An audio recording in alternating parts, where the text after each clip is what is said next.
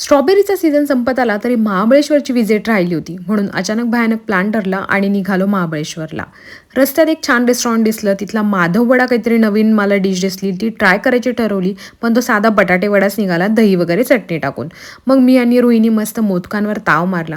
रस्त्यात खूप सारे फ्रूट्स म्हणजे स्ट्रॉबेरीचे स्टॉल्स दिसायला लागले आणि मग कळलं चला आलं महाबळेश्वर. डायरेक्ट गेलो स्ट्रॉबेरीच्या शेतात आणि रुही लहान असल्यामुळे त्यांनी तिला स्ट्रॉबेरी तोडू पण दिली, नाही तर जे काही आजकाल अलाउड नाही आहे आम्हाला. म्हणून तिने 2-4 स्ट्रॉबेरीज तोडल्या आणि खरं तर मला पण खूप इच्छा होत होती, पण नाही तोडल्या. खूप सारे स्ट्रॉबेरीज तिथे लागलेल्या होत्या आणि रुहीचं मग मस्त त्यासोबत फोटोशूट करणं पण चालू झालं होतं. इतक्या छान रसरशीत लाल स्ट्रॉबेऱ्या पाहून ना मला पण त्या थोड्याशा वाटत होत्या, पण अलाव नाही म्हणून तोडल्या नाहीत.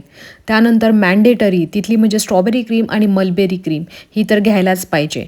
मला तर दोन्ही आवडतात आणि रुहीला वाटलं की मी दोन्ही खाईल, म्हणून तिचं कधी एकदा मी संपवते असं आमचं काहीसं चालू होतं. त्यानंतर म्हटलं यावेळेस कुठेतरी नवीन ठिकाणी फिरायला जावं जे आधी गेलेले, म्हणून तिथेच असलेल्या अॅट्रॉसिटीला गेलो, जिथे खूप वेगवेगळे पॉईंट्स आहेत आणि खरंच वर्थ आहे जाण्यासारखं. त्यानंतर मग आम्ही गेलेलो मॅन्डेटरी, जे रुहीला बोटिंग आवडतं म्हणून वेण्णा लेकला. आणि तिथले घोडे पाहून ना खरंच हसायला आलं, कारण की नावं ना MBBS, रॉकी बाय, डॉन असे काहीसे होते.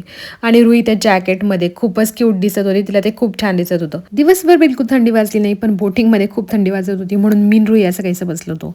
बाहेर एवढे सारे फोटोचे पॉईंट होते ना, सो तिथे आम्ही मस्त फोटोज काढले आणि निघालो परतीच्या प्रवासाला. येताना आमचं ठरलेलं आहे आराम एजन्सी, जिथे आम्ही थांबतो, कारण की तिथे खूप सारे खेळायला रुहीला ऑप्शन्स मिळतात. अगदी खोटे पण आणि खरेही प्राणी पाहायला मिळतात. ससे जे तिचे फेवरेट आहेत त्यांना ती खाऊ पण घालते आणि त्यांच्यासोबत मस्त एन्जॉय करते. तसंच तिथली फूड क्वालिटी पण खूप छान आहे, त्यामुळे आमचं वन ऑफ द फेवरेट आहे.